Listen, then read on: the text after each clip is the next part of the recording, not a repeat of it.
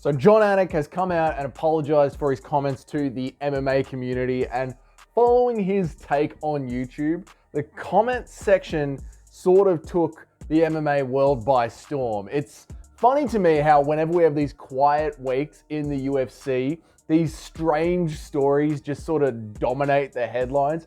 It shows you just how big the UFC is compared to all the other organizations out there, right? Like PFL and Bellator had their press conference stare downs for their massive pay-per-view coming up. Won championship, put on a awesome pay-per-view this weekend. But all the MMA media wants to talk about is fans were mean to Jon Anik. Like it doesn't matter what these organizations do. The UFC just remains the talking point no matter what, even when there is no UFC at all. So firstly, Anik has nothing to apologize for, right? He can feel however he wants to feel. We're all adults in the room, at least we try and act like we are. And Jon Anik, he's fantastic. He's one of the best commentators that we have by far. To me, it's Jon Anik and Paul Felder, and they are just brilliant, brilliant commentary. But there's this talk that's been going around, especially since Anik issued his apology, which he didn't need to do. Like, he can express how he wants to feel. That's totally fine. But there's this whole thing. Oh my God, the cockatoos. Go away. But what I've been seeing in comment sections talking about this is this whole thing of like, guys, we made Anik feel bad. Can we stop hurting his feelings? MMA fans are so toxic. MMA fans are MMA fans are the worst. MMA has the worst fan base going on. There's this whole conversation going on about how toxic the fans are. And honestly, I am goddamn sick of that conversation, okay?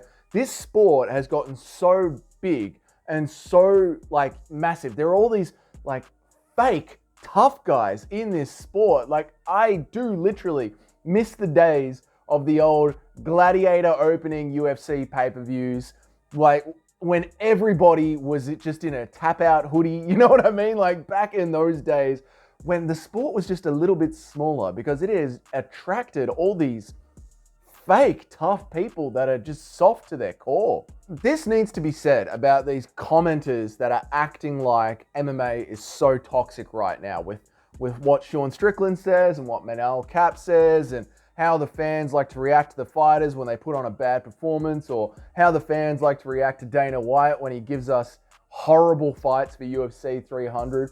This community of MMA fans is awesome. It is truly awesome, okay? Think about what this sport actually is, yeah? It is men in a cage trying to make each other unconscious or snap someone's limb, right? That is the core of this sport. And the community that follows that is awesome, right? Yeah, yes, there are people talking comments in the garbage section, right? I get it all the time here. People say I'm a casual or I'm just a hater. People call me a racist. People say that I don't know shit about the sport. But, I mean, who cares, man? Who cares? It's just shit talk. It's fine. Like, that's the life, dude. And it has been said so many times, but yeah, Anik has the best job in the world. One of the best jobs in the world. He should be able to take a little criticism, okay? And if he can't do that, I mean, I understand, right? A commentary job is hard work. It's difficult work, or it's really, really hard to be really, really good at Jon Anik's job. And Jon Anik is really good at his job. But is it hard work? I mean, if he wants, we can swap, right? Like, he could wake up at 4:30 in the morning every single day and load up a van full of drywall and then go hang that for 8 hours. If that's, preferable, like in an industry where you get paid by how many meters of work you actually do and you're competing with migrants from all over the world, and that's just one example. There are, there's garbage cans out there. There's entire suburbs of trash cans that need to be emptied every single morning at 4 a.m. that people do for a job. You know what I mean? Like, there's just this, there's hard work and there's really skilled work. And skilled work is not hard work, right? And I only say that because Anik has one of the best jobs in the world, and it's hard to sympathize with someone who has one of the best jobs in the world that can't take a couple of mean comments. It's just, get over it, right? Get over it.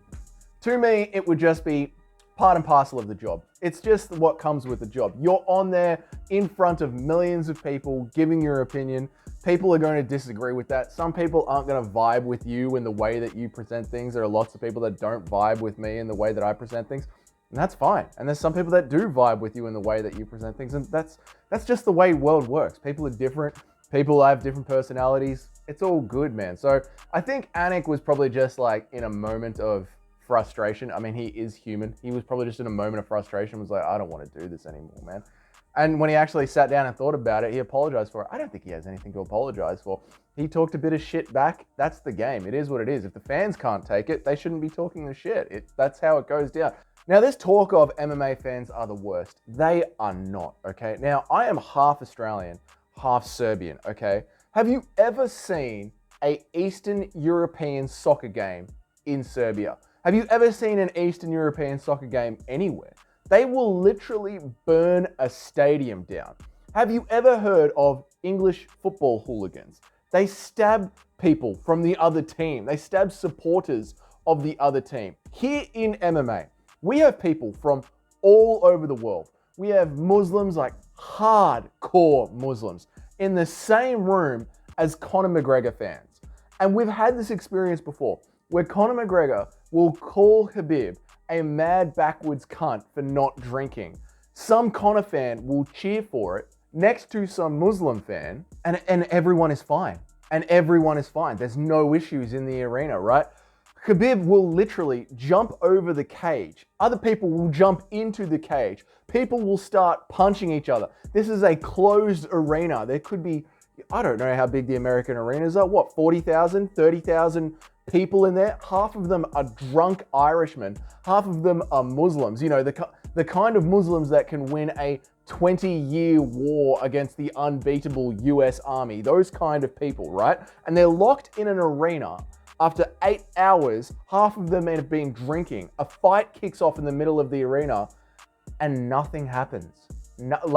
Nothing happens. Everyone calms down. Everyone settles. Yeah, they talk a bit of shit. Yeah, they yell. But that's it. The worst that happens is someone throws a plastic cup of beer as Khabib as he leaves the arena. A Muslim dude in the arena sees an Irish guy throw a plastic cup of beer at Khabib, and everyone leaves the arena. No one gets into a punch on. The city isn't burnt down. Nobody's stabbed. Maybe there would have been some scuffles in the lobby, whatever. That's really not the worst fan base in sport at all. That is one of the best fan bases in sport. Soccer, you can't even start the game without there being riots.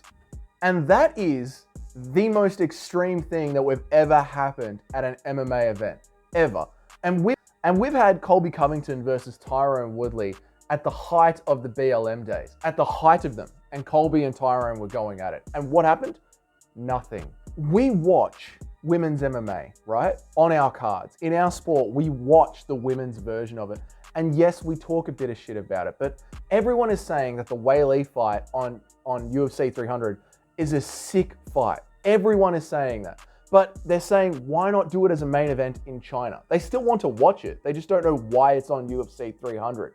You know, there's Holly Holm versus the new girl from PFL. People are still saying that's a great fight, but they're just wondering, why is it not headlining an arena fight night? Why is it on UFC 300, yeah? Jessica Andrade, two Brazilian women fighting each other. The only thing that people are complaining about is that it's not happening in Brazil like it should be happening. Imagine a basketball fan base, right? If they played a half of basketball and then stopped and brought out the women's NBA and played a half of women's basketball and then stopped and brought out the men again, finished the men's game of basketball and then brought out the women to finish the women's game of basketball. Can you imagine the outrage of that? Would anyone still be in the arena watching the women play for their second half? Probably not, man. And we cop all the crap for being such a toxic fan base because we like to banter with each other online. Get out of here. This is cage fighting. Cage fighting. As Dana always says, we say mean things about each other and then we watch them resolve it in the cage. And 70% of MMA fans train in a gym in some way, whether it's physical training. Most of them do some sort of like combat sport in the gym. They're actually a very, very adjusted and very well-behaved fan base. And I am sick of this narrative of MMA fans are so toxic just because they like to talk crap. If you are new to MMA and you're here saying, oh, this MMA fan base is so toxic, this is not the sport for you. Go and watch golf. Go and watch cricket. There is a reason that this sport has grown so fast and other sports are declining so much. And it's not because we cater to everyone. We're not meant to cater to everyone. We are men in a cage fighting each other, trying to make each other unconscious. It's tough stuff.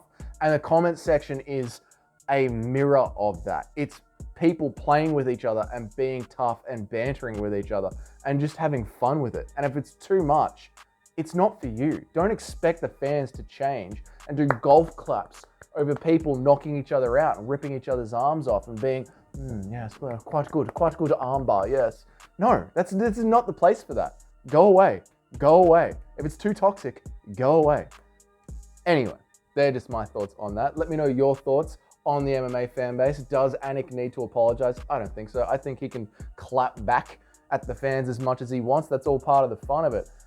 If you've been enjoying these videos, make sure you hit that subscribe button down there. And of course, I will see you all in the next one.